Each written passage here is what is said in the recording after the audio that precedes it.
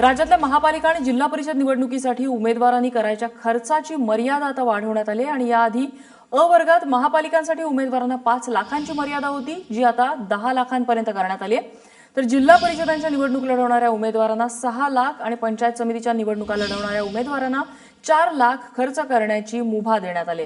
मनश्री पाठक आमच्या प्रतिनिधी आपल्याला अधिक माहिती देतात। मनश्री, नम्रता, उमेदवारांसाठी अच्छे दिन आलाय तसं म्हणायला हरकत नाहीये, कारण 5 लाखांवरची मर्यादा ही तब्बल 10 लाखांवर जाऊन पोहोचली, कारण दुप्पट झालेली आहे।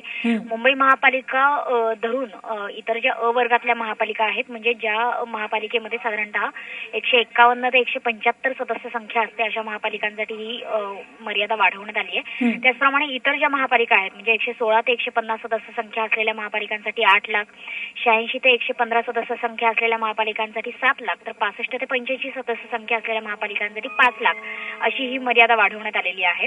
त्याचप्रमाणे जिल्हा परिषदांमधल्या उमेदवारांसाठी सुद्धा खर्चाची मर्यादा वाढवली आहे, ती 6 लाख केली आहे। पंचायत समित्यांसाठी सुद्धा ही वाढवली आहे।